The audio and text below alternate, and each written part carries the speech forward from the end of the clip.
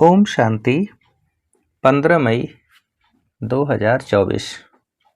आज की मुरली। मीठे बच्चे, याद का आधार है प्यार। प्यार में कमी है तो याद एक रस नहीं रह सकती है, और याद एक रस नहीं है तो प्यार नहीं मिल सकता। प्रश्न: आत्मा की सबसे प्यारी चीज कौन सी है? उसकी निशानी क्या है? उत्तर: यह शरीर आत्मा के लिए सबसे प्यारी चीज है। शरीर से इतना प्यार है जो वह छोड़ना नहीं चाहती। बचाव के लिए अनेक प्रबंध रचती है। बाप कहते, बच्चे, यह तो तमोप्रधान छीछी शरीर है। तुम्हें अब नया शरीर लेना है, इसलिए इस पुराने शरीर से ममत्व निकाल दो। इस शरीर का भान न रहे, यही है मंजिल। ओम शांति। रूहानी बाप रूहानी बच्चों को समझाते हैं, अब यह तो बच्चे जानते हैं कि दैवी स्वराज्य का उद्घाटन तो हो चुका है। अब तैयारी हो रही है वहाँ जाने लिए। जहाँ कोई शाखा खोलते हैं तो कोशिश की जाती है बड़े आदमी द्वारा ओपनिंग कराने की। बड़े आदमी को देख नीचे वाले ऑफिसर्स आदि सब आएंगे। समझो गवर्नर आएगा तो बड़े बड़े मिनिस्टर्स आदि आएंगे। अगर कलेक्टर को तुम बुलाओ तो बड़े आदमी नहीं आएंगे, इसलिए कोशिश की जाती है बड़े ते बड़ा कोई आए। किस न किस बहाने के अंदर आए तो तुम उनको रास्ता बताओ। बेहद के बाप से बेहद का वर्षा कैसे मिल रहा है, ऐसा कोई दूसरा मनुष्य नहीं जो जानता हो तुम ब्राह्मणों के सिवाय। ऐसे भी सीधा नहीं कहना है भगवान आया है। ऐसे भी बहुत कहते हैं भगवान आ गया है, परंतु नहीं। ऐसे अपने को भगवान कहलाने वाले तो ढेर आए हैं।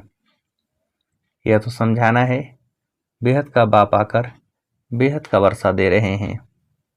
कल्प पहले मिसल ड्रामा प्लान अनुसार यह सारी लाइन लिखनी पड़े। मनुष्य लिखत पढ़ेंगे, फिर कोशिश करेंगे जिनकी तकदीर में होगा। तुम बच्चों को मालूम है ना कि हम बेहद के बाप से बेहद का वर्षा ले रहे हैं। यहाँ तो निश्चय बुद्धि बच्चे ही आते हैं। निश्चय बुद्धि भी फिर कोई समय संशय बुद्धि बन जाते हैं। माया पिछाड़ लेती है, चलते चलते हार खा लेते हैं।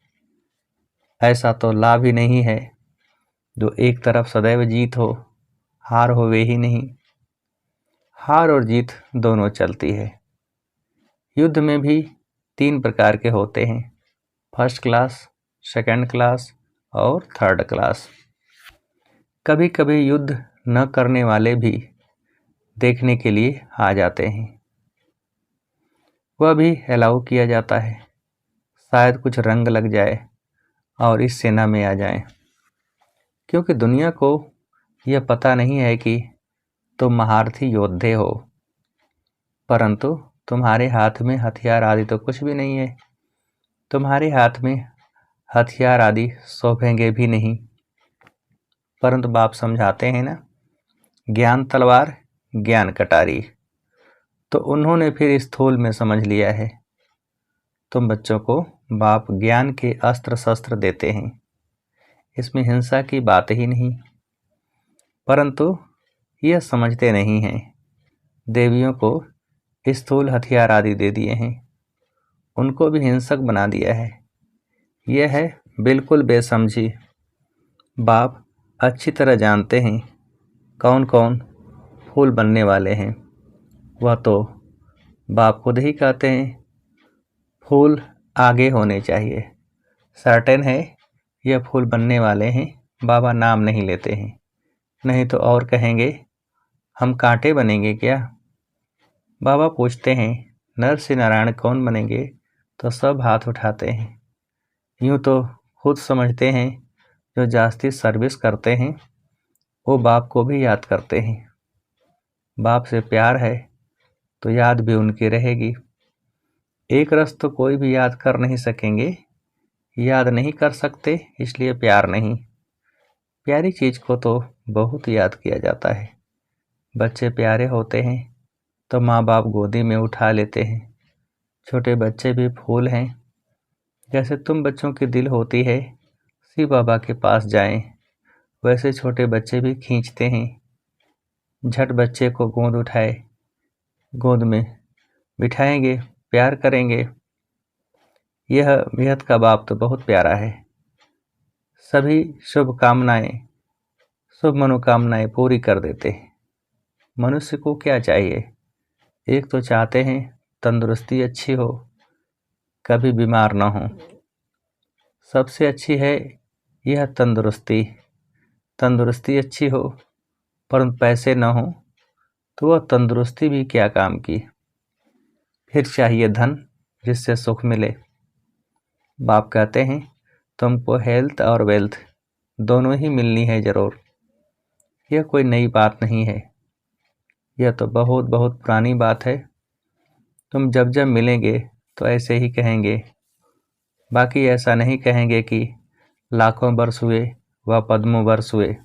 नहीं, तुम जानते हो यह दुनिया नई कब होती है, पुरानी कब होती है। हम आत्माएं नई दुनिया में जाती हैं, फिर पुरानी में आती हैं। तुम्हारा नाम ही रखा है ऑलराउंडर। बाप ने समझाया है तुम ऑलराउंडर्स हो। पाठ बजाते बजाते अभी बहुत जन्मों के अंत में आकर पहुँचे हो। पहले पहले शुरू में तुम पाठ बजाने आते हो, वह है स्वीट साइलेंस होम। मनुष्य शांति के लिए कितना हैरान होते हैं। यह नहीं समझते कि हम शांति धाम में थे, फिर वहाँ से आए ही हैं पाठ बजाने। पाठ पूरा हुआ, फिर हम जहाँ से आए हैं वहाँ जरूर जाएंगे। सभी शांति धाम से आते हैं। सभी का घर वह ब्रह्मलोक है, ब्रह्मांड, जहाँ सब आत्माएं रहती हैं। रुद्र को भी इतना बड़ा बनाते हैं, अंडे मिसल। उनको यह पता नहीं है कि आत्मा बिल्कुल छोटी है। कहते भी हैं स्टार मिसल है, फिर भी पूजा बड़े की होती है। तुम जानते हो इतनी छोटी बिंदी की तो पूजा हो नहीं सकती। फिर पूजा किसकी करें? तो बड़ा बनाते हैं, फिर पूजा करते हैं, दूध चढ़ाते हैं। वास्तव में तो वह शिव है अभोक्ता, फिर उनको दूध क्यों चढ़ाते हैं? दूध पिए तो फिर भोक्ता हो गया। यह भी एक वंडर है। सब कहते हैं वह हमारा वारिस है, हम उनके वारिस हैं, क्योंकि हम उन पर फिदा हुए हैं। जैसे बाप बच्चों पर फिदा हो, सारी प्रॉपर्टी उनको दे, खुद वानप्रस्थ में चले जाते हैं। यहाँ भी तुम समझते हो बाबा के पास हम जितना जमा करेंगे वह सेव हो जाएगा। गायन भी है, किसकी दबी रहेगी धोल में। तुम बच्चे जानते हो कुछ भी रहता ही नहीं है, सब भस्म हो जाना है। ऐसे भी नहीं है, समझो एरोप्लेन गिरते हैं, विनाश होता है तो चोरों को माल मिलता है, लेकिन चोर आदि खुद भी खत्म हो जाएंगे, उसमें चोरी आदि भी बंद हो जाती है। नहीं तो एरोप्लेन गिरता है तो पहले सब माल चोरों के हाथ में आता है, फिर वहाँ ही जंगलों में माल छिपा देते हैं, सेकंड में काम कर लेते हैं। अनेक प्रकार की चोरी के काम करते हैं, कोई रॉयल्टी से, कोई अन रॉयल्टी से। तुम जानते हो यह सब विनाश हो जाएंगे, तुम सारे विश्व के मालिक बन जाएंगे। तुमको कहाँ कुछ ढूंढना नहीं पड़ेगा। तुम तो बहुत ऊंच घर में जन्म लेते हो, पैसे की दरकार ही नहीं। राजाओं को कभी पैसे लेने का ख्याल भी नहीं होगा, देवताओं को तो बिल्कुल नहीं रहता। बाप तुमको इतना सब कुछ दे देते हैं जो कभी चोरी चकारी ईर्ष्या आदि की बात ही नहीं है। तुम बिल्कुल फूल बन जाते हो। कांटे और फूल है ना, यहाँ सब कांटे ही कांटे हैं जो विकार के सिवाय रह नहीं सकते, तो उनको जरूर कांटा ही खाना पड़े। राजा से लेकर सब कांटे हैं, तब बाबा कहते हैं, मैं तुमको इन लक्ष्मी नारायण जैसा बनाता हूँ, अर्थात राजाओं का भी राजा बनाता हूँ। यह कांटे फूलों के आगे जाकर माथा झुकाते हैं। यह लक्ष्मी नारायण तो समझदार है ना। यह भी बाप ने समझाया है। सतयुग वालों को महाराजा, त्रेता वालों को राजा कहा जाता है। बड़े आदमी को कहेंगे महाराजा, छोटी आमदनी वालों को राजा कहेंगे। महाराजा की दरबार पहले होगी, मर्तबे तो होते हैं ना, कुर्सियां भी नंबरवार मिलेंगी। समझो न आने वाला कोई आ जाता है तो भी पहले कुर्सी उनको देंगे, इज्जत रखनी होती है। तुम जानते हो हमारी माला बनती है, यह भी तुम बच्चों की ही बुद्धि में है और किसकी बुद्धि में नहीं है। रुद्रमाला उठाकर फेरते रहते हैं। तुम भी फेरते थे ना, अनेक मंत्र जपते थे। बाप कहते हैं यह भी भक्ति है। यहाँ तो एक को ही याद करना है। और बाप खास कहते हैं, मीठे मीठे रूहानी बच्चों, भक्ति मार्ग में देह अभिमान के कारण तुम सबको याद करते थे, अब माँ कम याद करो। एक बाप मिला है तो उठते बैठते बाप को याद करो तो बहुत खुशी होगी। बाप को याद करने से सारे विश्व की बादशाही मिलती है। जितना टाइम कम होता जाएगा उतना जल्दी जल्दी याद करते रहेंगे, दिन प्रतिदिन कदम बढ़ाते रहेंगे। आत्मा कभी थकती नहीं है। शरीर से कोई पहाड़ आदि पर चढ़ेंगे तो थक जाएंगे। बाप को याद करने से तुमको कोई थकावट नहीं होगी, खुशी में रहेंगे। बाबा को याद कर आगे चलते जाएंगे। आधा कल बच्चों ने मेहनत की है शांति धाम में जाने के लिए। एम ऑब्जेक्ट का कुछ भी पता नहीं है। तुम बच्चों को तो परिचय है भक्ति मार्ग में, जिसके लिए इतना सब कुछ किया वह कहते हैं अब मुझे याद करो। तुम ख्याल करो बाबा ठीक कहते हैं या नहीं। वह तो समझते हैं पानी से ही पावन हो जाएंगे। पानी तो यहाँ भी है। क्या यह गंगा का पानी है? नहीं, यह तो बरसात का इकट्ठा किया हुआ पानी है, झरनों से आता ही रहता है। उनको गंगा का पानी नहीं कहेंगे, कभी बंद नहीं होता, यह भी कुदरत है। बरसात बंद हो जाती है परंतु पानी आता ही रहता है। वैष्णव लोग हमेशा कुएं का पानी पीते हैं। एक तरफ समझते हैं यह पवित्र है, दूसरी तरफ फिर पतित से पावन बनने के लिए गंगा में स्नान करने जाते हैं। इसे तो अज्ञान ही कहेंगे। बरसात का पानी तो अच्छा ही होता है। यह भी ड्रामा की कुदरत कहा जाता है। खुदाई, नेचुरल कुदरत। बीज कितना छोटा है उनसे झाड़ कितना बड़ा निकलता है, यह भी ड्रामा की कुदरत कहा जाता है। खुदाई, नेचुरल कुदरत।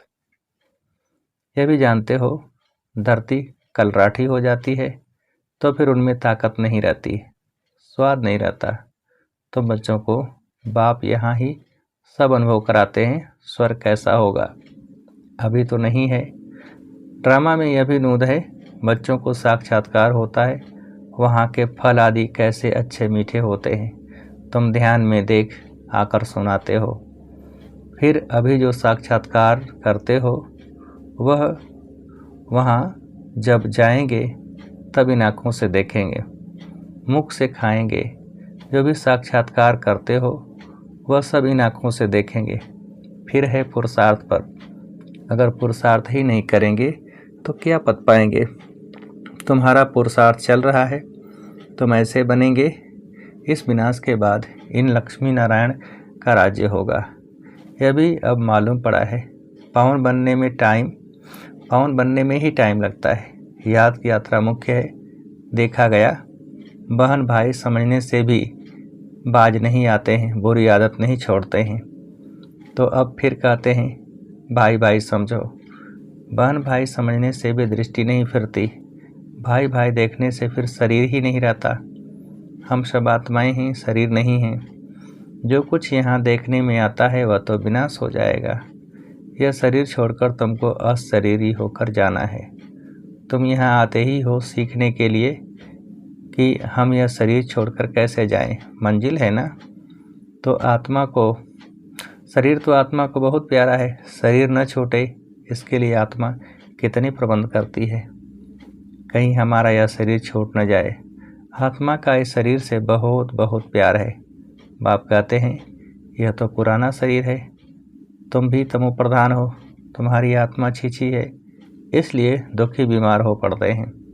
बाप कहते हैं अब इस शरीर से प्यार नहीं रखना है, यह तो पुराना शरीर है, अब तुमको नया खरीद करना है। कोई दुकान नहीं रखा है जहाँ से खरीद करना है।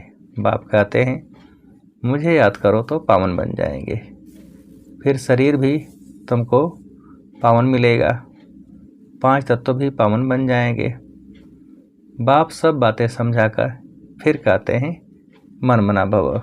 अच्छा, मीठे मीठे सिकेल बच्चों प्रति माता पिता बाप दादा का याद प्यार गुड मॉर्निंग।